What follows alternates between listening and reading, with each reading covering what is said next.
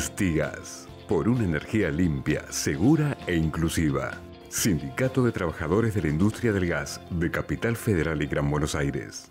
En Pan American Energy sabemos que trabajar para producir energía no es fácil. Porque las cosas tienen que hacerse bien. No hay término medio. Sabemos que el petróleo y gas que producimos son la energía que nos potencia a todos.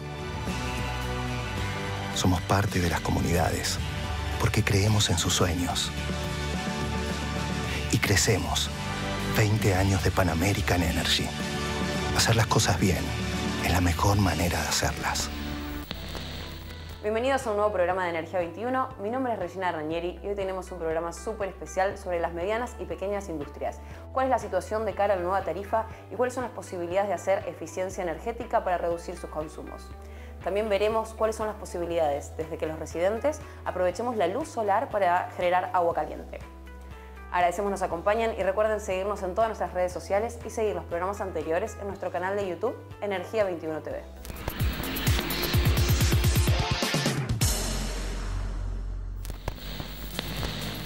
Ingeniero Horacio San Martín, Secretario General de CAPIPE, Cámara Argentina de la Industria Petrolera y Energética. Bienvenidos a Energía 21. Hoy vamos a abordar un tema muy importante en nuestra industria, que es qué está pasando con las empresas fabricantes, proveedoras de tecnología e insumos, porque estamos viendo que hay un gran crecimiento de las energías en general en nuestro país, el sector de generación, de transporte y distribución, y qué está pasando con el real valor añadido. Muchas gracias, Horacio, por acompañarnos. Bueno, es un placer estar acá, encantado. ¿Qué es CAPIPE? La Cámara Argentina de Proveedores de la Industria Petroenergética. ¿Cuántas empresas engloba y cómo están hoy trabajando? Es una cámara que la fundamos hace unos 13, casi 14 años y actualmente somos unas 75 empresas aproximadamente. ¿En todo el país? Pymes, industriales y proveedoras de bienes y servicios para la industria del petróleo, del gas mayormente y bueno, y energías en general, también energías renovables. Estábamos hablando antes de qué efectiva oportunidad hay para las empresas argentinas en fabricar insumos para la industria de energía. Hoy, ¿cómo están distribuidas? ¿Cuál es la mayor demanda de contenido local, ¿no? Mira, como vos bien sabés, dependemos mucho del monto de inversión que decidan hacer en general las grandes empresas y las políticas industriales que define el gobierno para cada situación. Correcto. Lo que en algún momento fue un boom, años 2014, 2015, hubo un boom de inversiones, se definió en ese momento que, por ejemplo, en la industria de petróleo y gas, prácticamente hubo un par de años donde se invirtieron realmente más de 10.000 millones de dólares. Wow. Sí. Años anteriores había sido de 6.000 millones de dólares las inversiones. Y actualmente hemos retrocedido, años 2016, 2017, volvimos a invertir solo 6.000 millones de dólares. Hablo números aproximados, redondos, ¿no? De los cuales normalmente siempre la mitad o casi más de la mitad es inversiones de YPF y el resto se divide entre las demás petroleras. Para este año se había definido intenciones de inversión por 8.000 millones de dólares, lo cual está por verse porque lo que notamos es que aparentemente no vamos a superar demasiado lo que se ha hecho en los años anteriores. Y cuando se habla del boom de Vaca Muerta, lo cual es verdad, es un éxito, Vaca Muerta, hay muchas inversiones, hay mucho trabajo, pero si vemos el monto global de la inversión, significa de alguna forma que las empresas que están invirtiendo en Vaca Muerta han dejado de invertir en los yacimientos convencionales, porque el monto total anual no ha cambiado, ¿no? Lamentablemente. Nosotros dependemos de esas inversiones. ¿Eso se define anualmente? ¿Lo provee el Ministerio de Energía? ¿Cómo es que Son datos del Ministerio de Energía, donde nosotros obtenemos cierta información que a veces retasean las propias petroleras porque son confidenciales. Pero bueno, nosotros vivimos de esa realidad. Todas las pymes industriales o proveedoras de servicios o bienes para esta industria dependen del monto que se decide invertir. Acá se agrega un factor que distorsiona un poco la situación para nosotros y es que años anteriores se había limitado mucho las posibilidades de importar bienes que aquí se fabrican y entonces estamos en el camino de la sustitución de importaciones que ahora un poco se abandonó. Ahora se ha liberado en los últimos años la posibilidad de que importen muchos bienes que aquí se fabrican y que evidentemente muchas veces no somos competitivos en precios contra esa invasión de productos, inclusive asiáticos, que no podemos competir de ninguna manera, ¿no? Y que ahora se ha abierto un poco esa importación. Esto puede cambiar ahora en estos últimos meses y de acuerdo a lo que sucedió y esta crisis que hemos tenido respecto a la cotización del dólar y la devaluación, que convierte, por lo menos transitoriamente, en una mejora de competitividad, pero que no es definitiva, ¿no? Correcto. Yo hace 4 años trabajaba en una metalúrgica argentina y hacíamos justamente provisión para equipos de petróleo y gas, sobre todo para YPF, y había un plan, que era el Plan Sustentar, donde querían hacer justamente sustitución de importaciones con los equipos A y B, con los equipos de perforación de petróleo y demás. ¿Hoy hay algún programa nacional que sea justamente proveer equipo local para oil and gas? Mira, hay programas, inclusive el propio Ministerio de Producción impulsa el PRODEPRO, que es un programa de desarrollo de proveedores que ya viene desde hace varios años. Este programa se ha ayornado y tiene financiación del BICE.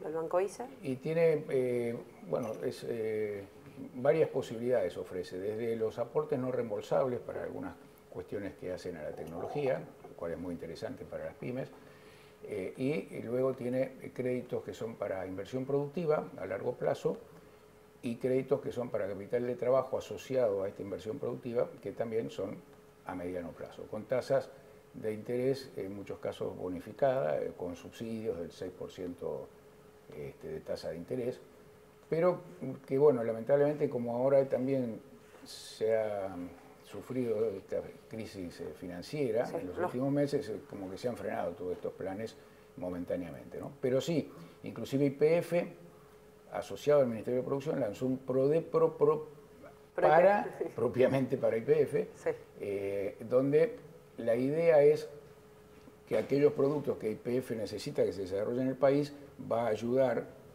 hasta con tecnología, con ingeniería o con desarrollo, va a asociarse de alguna forma con los fabricantes que lo puedan hacer y el Estado lo va a financiar a través de este plan.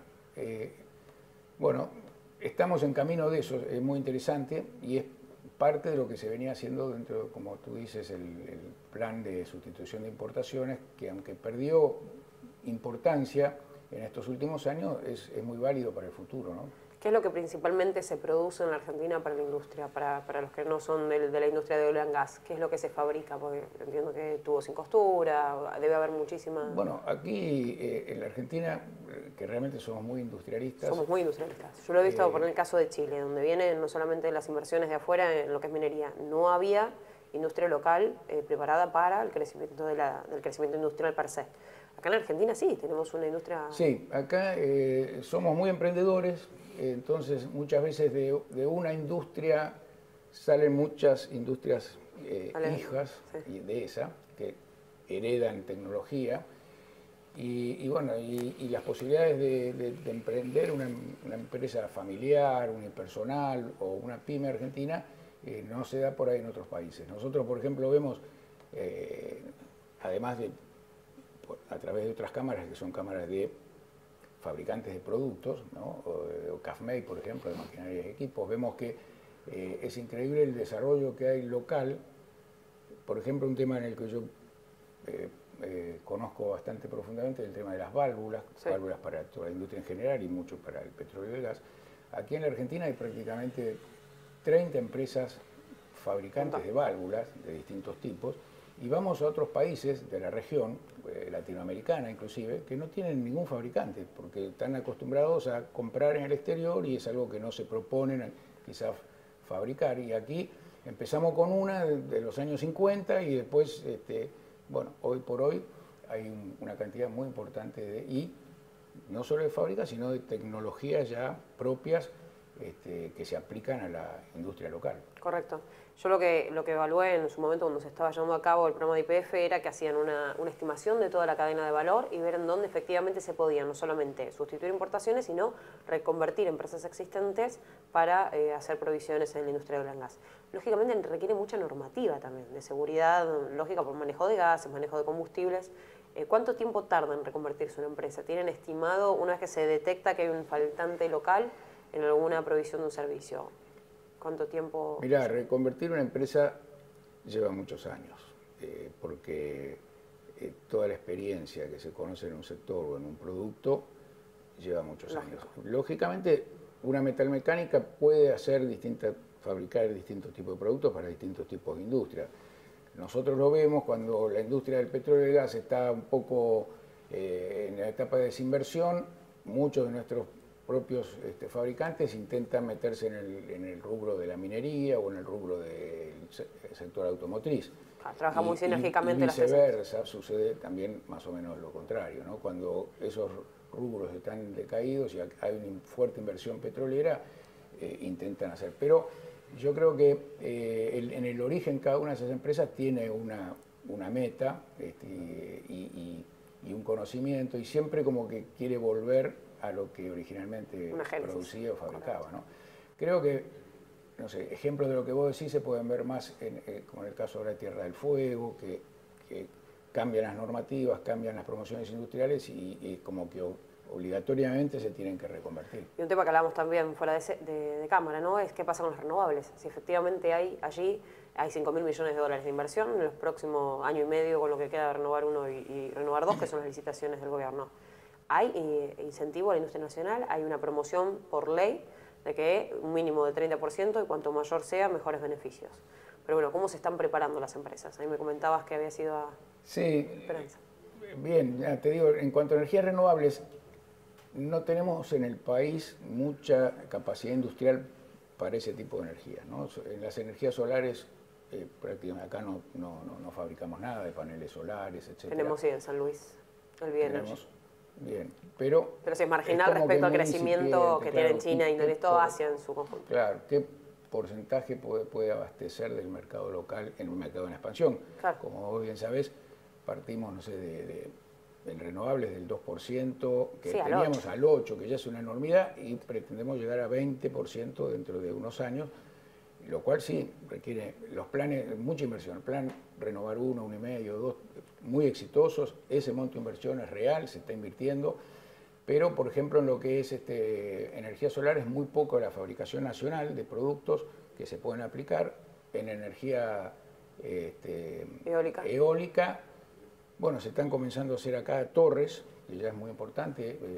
Son torres de acero, de hasta 100 metros, 120 metros. Sí, impresionante. Terrible. Estuve, te comenté, en Esperanza viendo la empresa SICA que se ha asociado a Vestas para hacer un proyecto muy importante y están fabricando allí. Voy a destacar para los que nos están escuchando que hoy los fabricantes de tecnología lo que tienen que hacer es registrar un proveedor conforme su protocolo de producción y se certifica un contenido nacional. Entonces, a partir de enviar documentación, certificar producción, proceso productivo y calidad final, porque tienen un certificado los aerogeneradores para que sean financiables, entonces es necesario tener también un control del proceso productivo. Y eso lo están haciendo con empresas argentinas, entonces es notorio. Sí, esta asociación o joint venture que se hacen con empresas nacionales sí dan un impulso muy importante. En el caso de los aerogeneradores, creo que todo eso se importa. No sé, yo he visto venir de Brasil, no sé si IMSA o quién sea. Hay mucho, sí, de Brasil y de Europa, sobre todo también por el acceso al financiamiento. Pero la idea que está trabajando el gobierno justamente en sustituir y dar también créditos de Banco Nación para que también se puedan fabricar en Argentina con incentivo a la producción y mayor contenido y trabajo local. Bueno, en un plan a largo plazo seguramente se podrá hacer, pero bueno, en esta primera etapa de estas inversiones creo que todavía quedamos relegados. Pero sin embargo, bueno, creemos que siempre hay un efecto derrame, ¿no? En cualquier inversión va a traer colateralmente de mano de obra, etcétera. En el caso de minihidros o de biogás, sí, ya tenemos aquí tipo de productos que fabricamos que se pueden asimilar más a la fácilmente recomendable. Sí. Quiero hablar de la situación de la pyme, pero es el próximo bloque, ¿puede ser? Bueno. Muchas gracias, Horacio. Gracias. Seguimos con más Energía 21.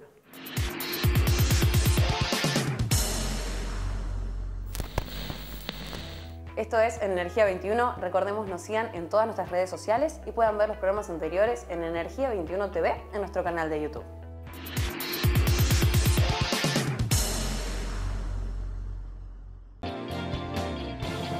Stigas, por una energía limpia, segura e inclusiva.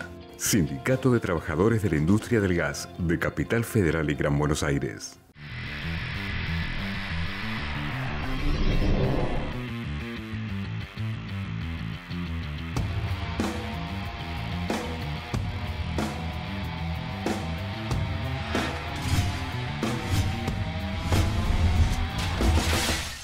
En Pan American Energy sabemos que trabajar para producir energía no es fácil, porque las cosas tienen que hacerse bien. No hay término medio.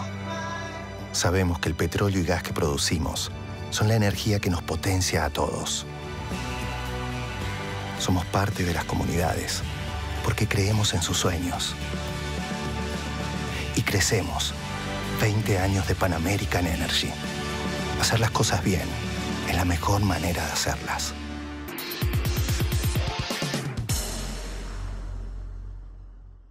Seguimos con más Energía 21. Horacio, muchas gracias por acompañarnos. Vamos a seguir abordando cuál es el rol de la empresa de cara a este nuevo crecimiento de desarrollo energético en Argentina. Deca Pipe, nos comentabas que también tenés experiencia, una vasta experiencia en todo lo que es mediana empresa. ¿Qué nos puedes contar? ¿Cuál es la situación actual de la pyme o de la mediana empresa en Argentina de cara a todo este nuevo cambio en reglamentación argentina? Sabemos que los grandes usuarios tienen que comprar un 8% de energías renovables.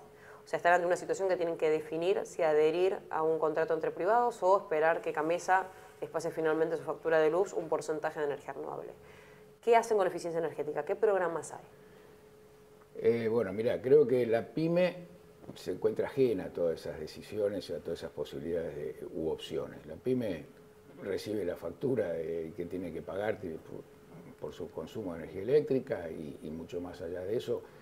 Lo único que podemos hacer es, en algunos casos de las pymes que son electrodependientes, gestionarles o ayudarles a que gestionen los certificados correspondientes para que no les resulte tan oneroso si afecta realmente la capacidad de producción que tiene la empresa estos cambios en las tarifas, ¿no? Correcto. En lo demás, nosotros vemos, bueno, como Capipe, bien te dije, tenemos 75 asociados, pero sin embargo como Cámara pertenecemos a la CAME y bueno, hacemos una gestión en la CAME. Tú sabes, es la Confederación Argentina de la Mediana Empresa, que agrupa 1.544 cámaras y asociaciones civiles de todo el país, wow, con representación por 700.000 pymes. Entonces allí debatimos todos estos temas y vemos con preocupación cuáles son los temas que más afectan a las pymes, no solo lo que nosotros podemos conocer de nuestro sector, sino que todos los sectores, porque la Cámara abarca el sector industria, en lo cual yo colaboro y soy también secretario adjunto allí, en la Comisión Industrial, coordinando los temas de energía e infraestructura. Pero también hay preocupación por las pymes comerciales, por las que se dedican al turismo o por las economías regionales, ¿no? O sea que aquí se ve el panorama completo del país. Que sí, estamos en un momento de crisis. Estamos en un momento de crisis porque ha bajado la actividad, ha bajado el consumo, ha bajado la inversión, han subido las tarifas y la pyme, que siempre requiere financiamiento, cada vez se le hace más difícil lograr un financiamiento a largo plazo con tasas de interés pagables y bueno, hasta que esta situación no se corrija en el futuro inmediato, creo que vamos a seguir apretándonos el cinturón. Te contaba que hace una semana estuve en el Ministerio de Producción de la Nación. Me mencionaban justamente que están trabajando en una línea específica para ver las necesidades de la pyme de cara a eficiencia energética. ¿Qué es lo que pasa? El aumento de tarifa es inminente, o sea, más allá de los subsidios que puedan tener algunos sectores y del entendimiento de la cuestión socioproductiva. Hasta ahora nunca fue la energía un input en el costo de un producto, porque era tan marginal que nadie lo imputaba como un costo de producción o en su bajo porcentaje. Ahora un aumento del 300%, si bien no sigue siendo en muchos casos representativo el costo final del producto, sí tiene otra variable que hay que hacer una inteligencia aplicada a su consumo. Y ahí surge justamente la necesidad de eficiencia. ¿Qué programas hay de eficiencia a la pyme? ¿Puede hoy una pyme decir quiero hacer uso y optimizar mis recursos y mi consumo eléctrico con algún subsidio? Hay programas que está impulsando el Ministerio de Producción. Realmente en el sector nuestro, la incidencia que tiene el costo energético en el consumo, digamos, en el factor del costo del producto es mínimo. En lo que son, por ejemplo, los servicios, sí, no es nada, y en lo que es producto, que normalmente a lo mejor el material, la materia prima es un 40, un 50% del costo y la mano de obra es otro 30 o 40%, y hay un 10% de costos generales donde se incluye a lo mejor el costo de energía, que no pasa a ser más de un 1 o un 2% del costo final. Entonces, eso en realidad en nuestro sector no es tan preocupante, pero sí puede haber algunas empresas que son, como te digo, electrodependientes, ¿no? en sus costos. A esas son las empresas que más hay que ayudar. A ver, lo que se le planteaba en su momento en una representación también con empresa que tuvimos al Ministerio es efectivamente, ¿no? La pyme tiene otra preocupación que es, como decir, las cargas sociales, la materia prima y competir con las nuevas importaciones que hasta ahora estaban limitadas a lo que había producción nacional y ahora no la están. ¿Cómo de todos modos genera una eficiencia energética? ¿Hay programas? En el caso que yo quiera decir como particular, ok, voy a trabajar en hacer más eficiente mi proceso productivo de cara al consumo eléctrico. ¿Hay algún programa que esté trabajando en esto? Mira, nosotros desde nuestra Cámara no lo estamos impulsando. Sí estamos ayudando a los socios de nuestra Cámara a participar de otros programas. El caso, por ejemplo, del FONTAR, donde nuestra Cámara actúa como EGAP, que agrupa y presenta los proyectos y asesora y colabora con el socio. Pero no estamos haciendo ningún programa aplicado a eficiencia energética. En el caso nuestro, porque no lo vemos como que es tan trascendente para nuestro problema. ¿Esto de GAP que me mencionabas, a qué hace alusión? ¿Se presentan proyectos? Se presentan proyectos que generalmente aplican a ampliaciones, modernizaciones de planta, proyectos de tecnología, a gestionar a lo mejor certificaciones, en el caso que también se logra algún aporte no reembolsable. Y bueno, son todos programas que son muy efectivos y que esperamos que continúen porque cada tanto leemos y nos enteramos de que el gobierno está pensando en sacar todos estos programas que en definitiva tienen parte que son subsidios, pues los aportes no reembolsables o las tasas de interés subsidiadas implican un apoyo del gobierno, ¿no? Vos mencionabas que es marginal, ¿no? Yo tengo un alumno en la Universidad de la Marina Mercante que dirige una diplomatura de energía distribuida y me decía, fabrica cepillos de dientes, que es muy difícil competir con China, donde lógicamente el precio es muy inferior, y que en la ecuación P por Q, hoy estaba teniendo que hacer P por Q, precio por cantidad, hoy estaba haciendo mucha más cantidad para ser competitivo en precio. Y el tema de energía había adherido a un programa justamente de incentivos donde habían hecho una mejora de un ciclo combinado, aprovechando un calor residual de una máquina que generaba calor, y se había aprovechado el calor para otra parte del proceso. Y me comentaba que había reducido en un 30% su consumo. Hay pequeñas y hay modestas recomendaciones que se pueden hacer en una pequeña, en una mediana empresa para que efectivamente se haga más llevadero la tarifa que está en aumento. De cara a la mediana empresa, ¿qué situación, qué otra realidad se percibe?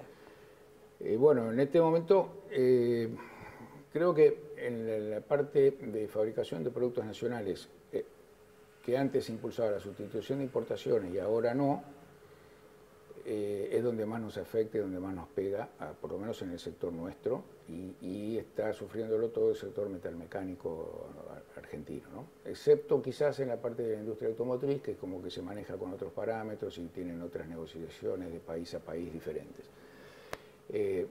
Nosotros creemos que una pyme no puede sostenerse con esta situación financiera, por ejemplo, de que las tasas de interés al 40, al 50%, eso es imposible. Ya de solo mencionarlo es como que si quisiéramos explicarlo en cualquier otra parte del mundo no lo entenderían, ¿no? Y es la situación que acá se vive todos los días.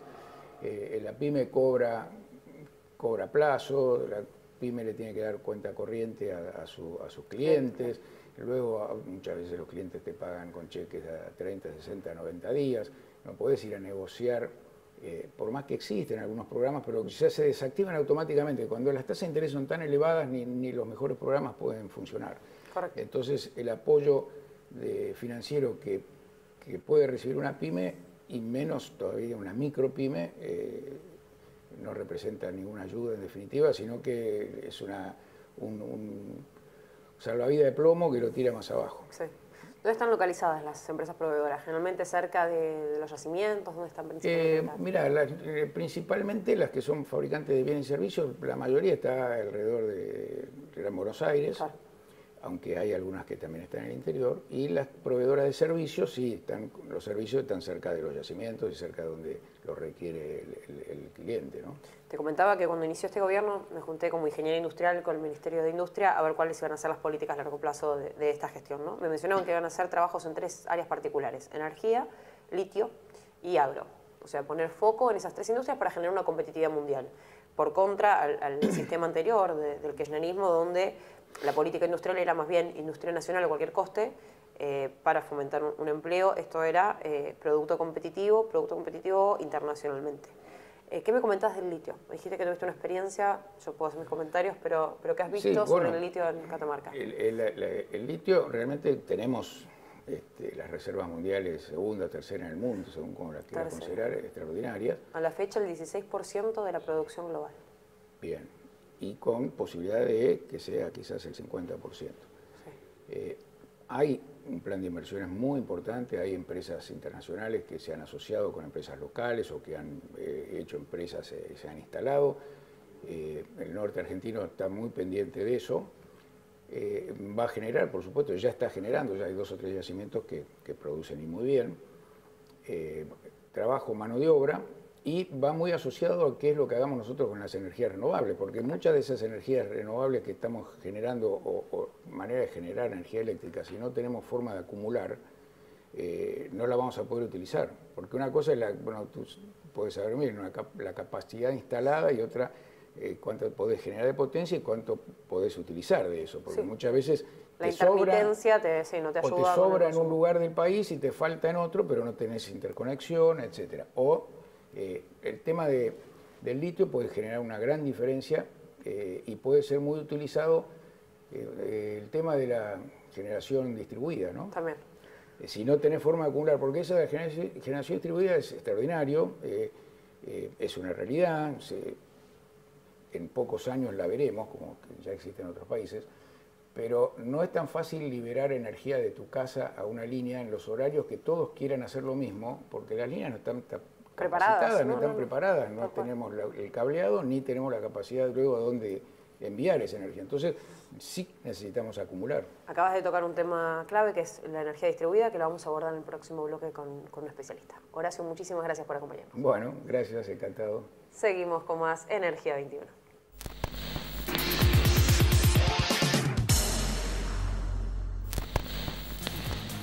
Ginger Hoffman, directora de Shamsi Consultancy, especialista en aplicaciones sociales de energía renovable.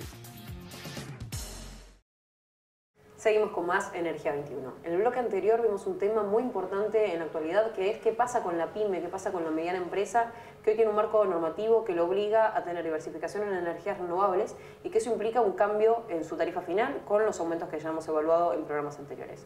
Para eso tenemos un especialista. Ginger, muchas gracias por acompañarnos. Muchas gracias. ¿Qué es la energía distribuida? ¿Qué posibilidades hay en este sector, que es lo que abordamos en el bloque anterior, para que las empresas tengan una opción de energía renovable y de vender energía? Bien, las energías distribuidas son energías, en este caso vamos a estar hablando de energía renovable distribuida. Las energías distribuidas, en realidad, el concepto es la generación de energía cercana al punto de consumo. Correcto.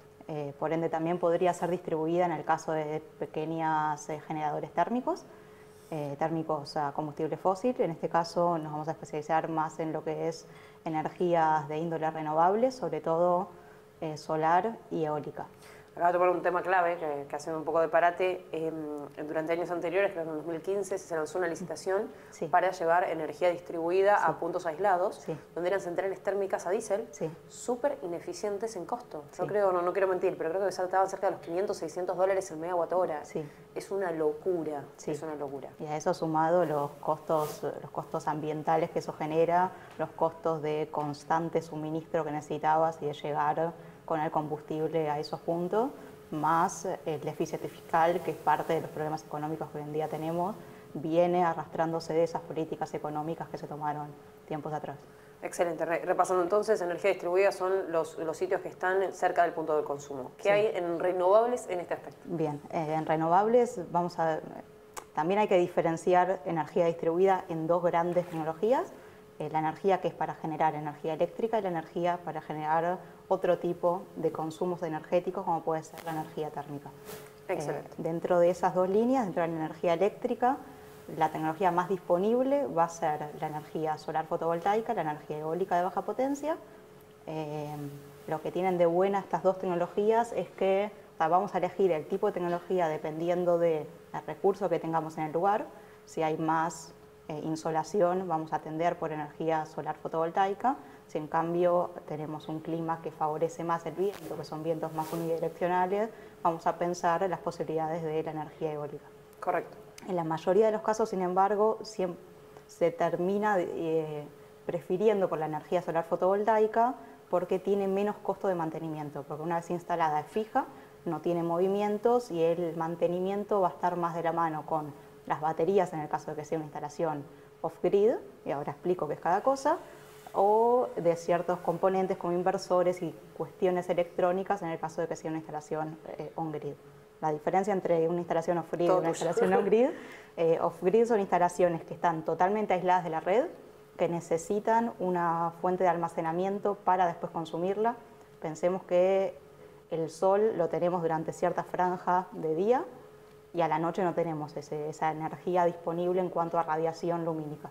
Entonces necesitamos conservarla para cuando la queramos utilizar, si no tendríamos que tener un foco que esté constantemente prendiéndose solo cuando haya sol. Correcto. Por eso es necesario tener en sistemas que están aislados de la red un banco de batería que nos permita hacer uso de esa energía que vamos a estar generando y captando.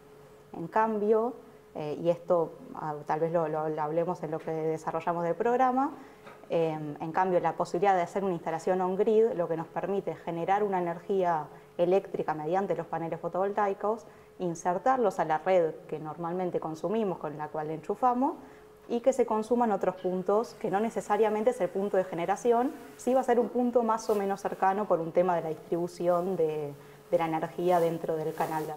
Entonces se termina utilizando como almacenamiento a la propia red y el consumo se da donde se esté necesitando el consumo y luego se toma de la red la energía cuando se necesita consumir. Un neteo de energía, una autopista, ¿no? Van a haber directamente electrones donde estén disponibles. Entonces, haciendo un repaso, están las dos alternativas de energía, con red o on-grid o fuera de red. Sí. En el caso de que no haya red, hay un programa muy interesante de fabricación de aerogeneradores de baja potencia. No sé si has tenido la oportunidad, yo pude hacerlo y en una de las diplomaturas se da también.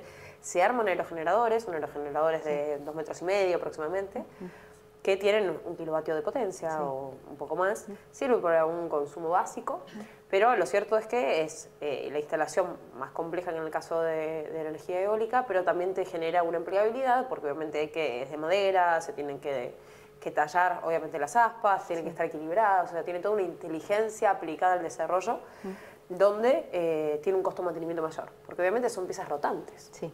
O sea, es una cuestión básica. Ahora sí es cierto que la Argentina tiene muy buenas condiciones eólicas y se puede aprovechar de esta forma. Sin embargo, la más convencional es la solar. ¿Por qué? Porque insolación hay en todo el país, bueno, salvo en la parte de Tierra del Fuego, en algunas épocas del año. La insolación tiene que tener un mínimo para funcionar o con cualquier radiación es suficiente. Cada vez que nos acercamos hacia el sur del planeta o hacia el norte, o sea, cada vez que nos acercamos hacia los polos del planeta, vamos a tener menor potencia de radiación por metro cuadrado en el año. O sea, el porcentual, el porcentual anual de lo que vamos a generar de energía va a ser cada vez menor conforme nos acercamos a los polos. Correcto. También hay otras cuestiones que influyen sobre eso, que son cuestiones climáticas. Si hay zonas con mayor nubosidad, mayor precipitaciones en general, vamos a tener menor cantidad de días con insolación que en otros donde tal vez la radiación no sea tan buena, pero las condiciones climáticas sean mejores. Una pregunta que mi papá me estaría haciendo es, si hay nubes, ¿se puede generar energía? Si hay nubes, y ahí nos vamos a meter mucho más en la diferencia de las dos tipos de energías solares que hablé antes, de la solar térmica y solar fotovoltaica, porque varían un montón las posibilidades de generación de energías entre una y otra, de captación de la energía en realidad, entre una y otra, dependiendo de las condiciones climáticas. En los paneles fotovoltaicos, ¿cómo funcionan? Como para ir más al básico, lo que utilizan es el electrón de la onda lumínica, entra cuando impacta con un panel de silicio, que el panel de silicio tiene un dopaje diferente, un dopaje tiene que ser una característica propia de los electrones, produce una pequeña corriente continua, y esa propia corriente es la que se usa después para... En una excitación contigua. En una excitación continua, eso es lo que se usa después para generar la energía eléctrica que consumimos. Entonces es un efecto químico, físico-químico en realidad de los paneles. De excitación eléctrica. De excitación eléctrica. En cambio, en la solar fotovoltaica lo que vamos a estar aprovechando es la radiación infrarroja que nos da el sol. Que no es el calor, ahí no hay que confundir, en días fríos también podemos tener una energía, una captación de energía térmica muy buena, porque ¿vieron cuando entra en un auto, por ejemplo, en verano o en invierno que está más caliente que afuera? Sí. O cuando haces un invernadero que adentro está más caliente que afuera, ese mismo principio es lo que se utiliza para la energía térmica, que es la captación mediante un principio invernadero con una superficie absorbente, que va a ser una superficie negra, y evitar que ese calor que se genera se vaya. Y eso se hace mediante aislación térmica. Entonces son esos tres principios aplicados juntos con lo que podemos generar colectores térmicos para consumo tanto domiciliario como industrial. Para separar, fotovoltaico entonces es con excitación en las celdas de silicio a partir de un electrón, digamos, una radiación fotovoltaica. Sí. Existen estas tecnologías, sí. Monocristalino, policristalino son sí. las más conocidas, sí. que dependen básicamente de cómo se conforma el bus de la celda, el bus de celda, me sale en inglés. A función de cómo se congela el lingote, vamos a decir. Se hace un proceso productivo a través de una solidificación de un lingote, en función de cómo se hace ese proceso, va a ser mono o policristalino. Sí. En el caso de térmica, sí. ¿qué tipo de tecnologías hay? En el caso de solar térmica, en realidad hay una multiplicidad de tecnologías y después, o sea, en realidad ahí tendríamos que diferenciar entre las tecnologías disponibles y las tecnologías comercialmente disponibles, que es diferente. Sí. Porque en solar térmica hay dos grandes grupos de solar térmica. Está solar térmica para el aprovechamiento térmico en sí mismo y solar térmica aplicado a generación eléctrica, que todavía se está desarrollando. Sí. Que eso es solar térmica por concentración, que se termina calentando algún tipo de usina, que la usina es la que después genera la generación eléctrica. Como hay un proyecto usina. en Chile, en el desierto de Atacama, muy interesante. Muy interesante, hay un proyecto que se hizo el año pasado en el sur, en el Negev, en Israel, que está muy bueno también. Hay un montón de desarrollos de este para que estilo. nos entiendan, es un tubo a 100 metros de altura aproximadamente, 60-100 metros, y todos anillos concéntricos, espejos concéntricos, donde toman la radiación en un punto y se solidifica, o al contrario, ¿no? Se concentra la insolación en una sal y eso genera vapor de agua, bueno, y después funciona una térmica convencional. Ahí hay dos sistemas, uno es ese y otro es por concentración, por un sistema parecido al que se aplica para solar térmica domiciliaria, donde se pasan por tubos de vacío con unos espejos cónicos. Sí. Se hace pasar un líquido y ese líquido se calienta y después también entra en una usina. Esas son las dos tecnologías disponibles, pero siguen siendo experimentales y más costosas con relación a la fotovoltaica. Por eso es que hoy en día se sigue usando la fotovoltaica. Sin embargo, esta otra tecnología solar térmica aplicada a energía eléctrica, lo que posibilitaría es no tener que usar baterías, claro, de almacenamiento. Baterías de almacenamiento químicos, que en realidad la batería ahí viene a ser el propio calor. Correcto. Es cómo conservas el calor y ese calor es el que vas a usar. Por eso es que es tan interesante pensar a nivel domiciliario en escalas más chicas que la batería sea una batería térmica. Si yo necesito generar agua caliente para tener un mejor bienestar en mi casa, para poder bañarme, para calefaccionar o para distintos tipos de funciones, es más interesante no hacer ese pasaje de distintos tipos de energía, de transferencias de energía, sino captar la energía calórica, la energía infrarroja que la voy a generar en calórica y la almaceno en un termotanque. Correcto. Y ese termotanque, los sistemas que hay hoy en día en el mercado son recontra eficientes, la verdad son muy muy eficientes, tienen una pérdida, los más comerciales que hoy en día son chinos, tienen una pérdida de 0,8 grados a 0 grados de temperatura por hora. O sea que una vez que calentaste dura bastantes días caliente y se vuelve a calentar al día siguiente. Son sistemas que, hablando de la tecnología de lo que me preguntabas antes, que van a integrar estas propiedades físicas que mencioné antes, van a integrar un absorbedor de la energía que lo que va a hacer es ser un material negro que hace que toda la energía infrarroja se quede, se concentre, en realidad no que se concentre, que se mantenga. Que no se refleje, en realidad es eso, que lo absorbe en cuanto a que no lo refleja. Vamos a tener un material que va a ser ¿cómo sería? Como de intercambiador de calor hacia el material que vayamos a decidir calentar, puede ser un agua o puede ser un caso de un glicol, que vaya una pipeta de calor y que eso caliente el agua, depende si es un sistema directo o indirecto, y lo que necesitamos es algo que lo recubra, que haga de efecto invernadero, que una vez que ingresa la radiación infrarroja e impacta contra el material absorbente, cambia la longitud de onda y no sale. Entonces es como si yo tengo dos anillos y la onda ingresa y choca y se queda dentro de ese mismo recipiente. Entonces se aprovecha más. Entonces se aprovecha más. ¿Me contás más en el próximo bloque? Porque me interesa muchísimo todo lo que estás detallando y hay mucho por abordar. Bien. Seguimos con más Energía 21.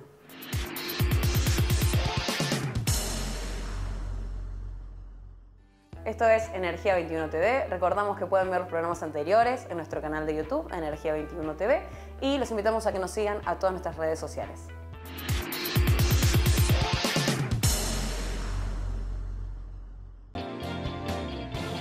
Stigas, por una energía limpia, segura e inclusiva.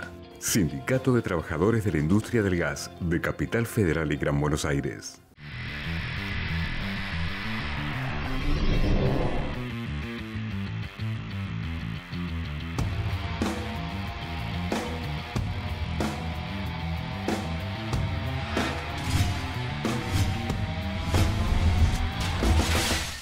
En Pan American Energy sabemos que trabajar para producir energía no es fácil, porque las cosas tienen que hacerse bien. No hay término medio. Sabemos que el petróleo y gas que producimos son la energía que nos potencia a todos. Somos parte de las comunidades porque creemos en sus sueños. Y crecemos. 20 años de Pan American Energy. Hacer las cosas bien es la mejor manera de hacerlas.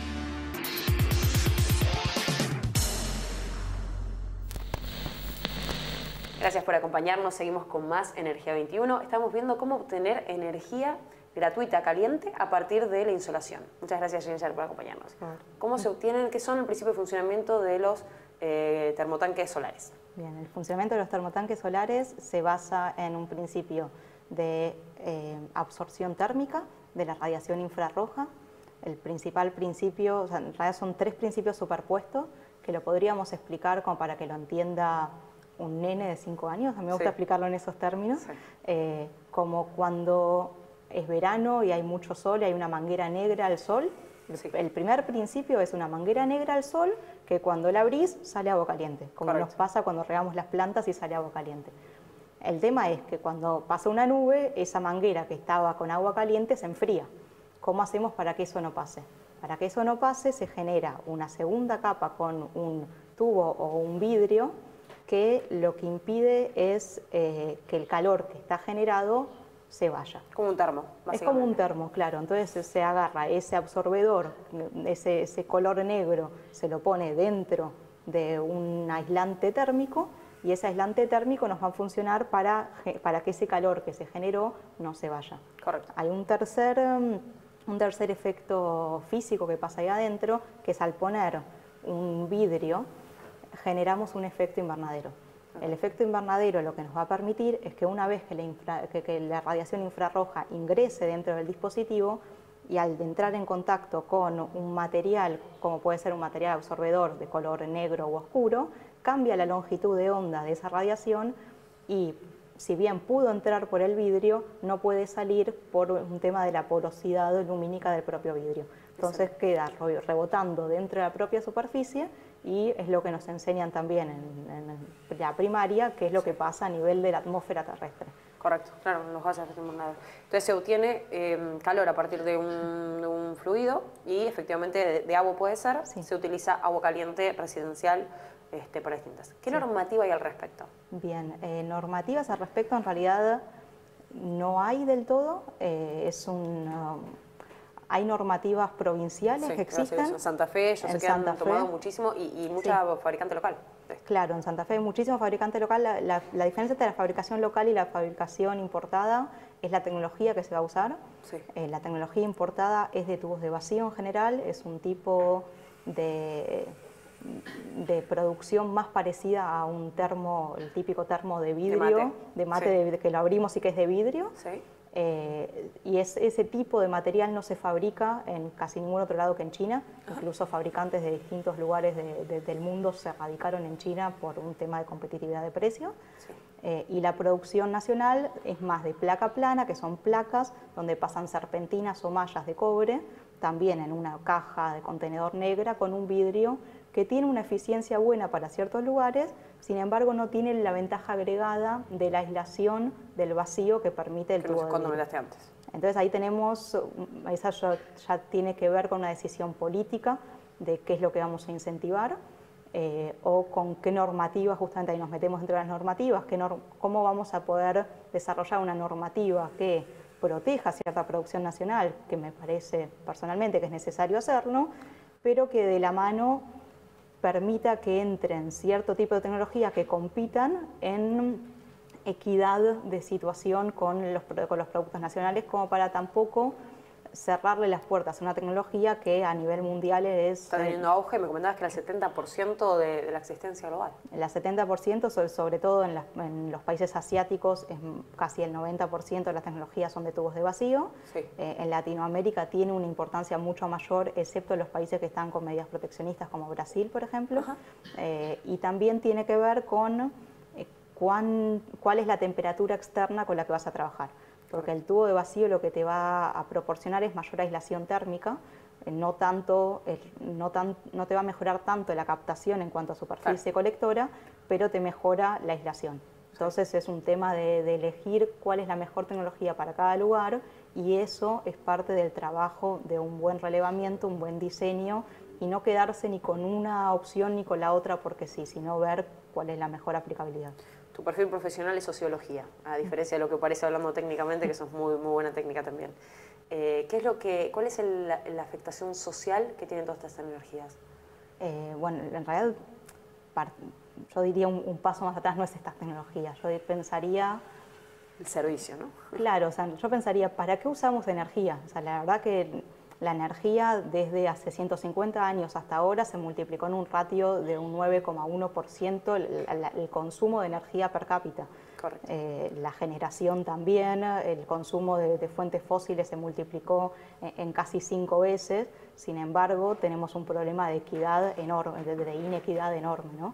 Entonces tenemos que pensar dónde se está usando esta energía. Nosotros tenemos un problema, una crisis socioambiental hoy en día, que está causada en gran medida por el consumo irracional y el tipo de generación de energía que estamos teniendo. Correcto. Si eso no lo podemos mirar en una perspectiva global de qué es lo que vamos a hacer como humanidad a futuro, nosotros como profesionales de la energía, que estamos, es el vector de la industria, la energía. A ver, sin duda, como vos bien decís, de la industria y de la vida. Hoy somos absolutamente electrodependientes. Sí. La otra vez en la oficina había un problema de luz, que se había cortado, había saltado la térmica. No sabíamos qué hacer, estábamos todos mirando eso, ¿qué hacemos sin energía? Sí. Efectivamente. Entonces, ¿qué surge? La necesidad de mejorar la vida de aquellas personas que hoy no tienen acceso a electricidad. ¿Cómo se podría hacer con energía distribuida?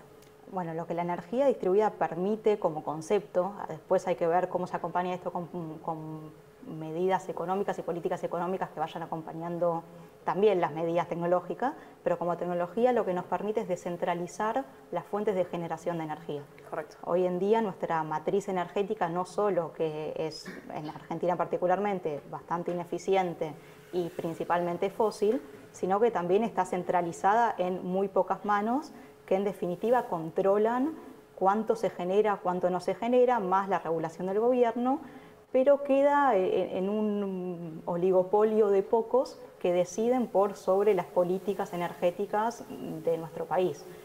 Y eso genera también una inequidad en cuanto a los productos de la energía, porque la energía en sí no es el producto, la energía sirve para generar otras cosas, para generar comodidad, para generar, como hablaban en los bloques anteriores, cuestiones industriales, socioproductivas, para generar un crecimiento a nivel país.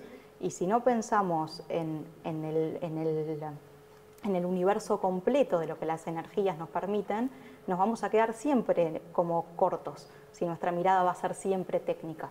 Entonces hay que integrar dentro de la técnica cuál es la sociotécnica, si se quiere, cuáles son esos impactos socioambientales que que se generan inevitablemente en cada una de nuestras acciones.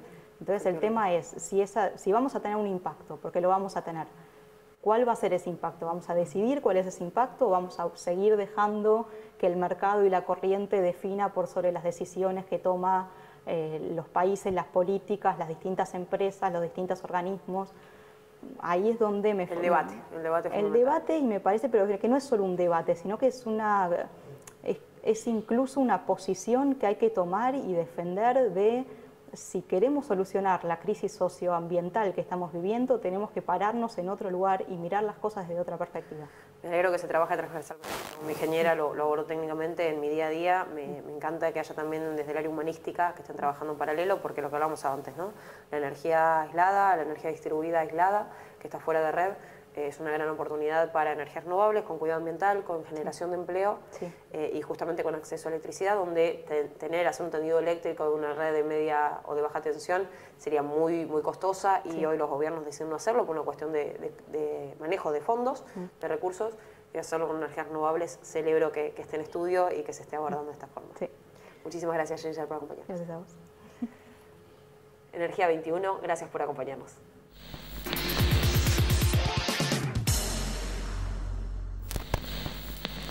Esperemos que hayan disfrutado igual que nosotros este programa de Energía 21. Recordamos que nos sigan en nuestro canal de YouTube, los programas anteriores y esta misma edición, Energía 21 TV.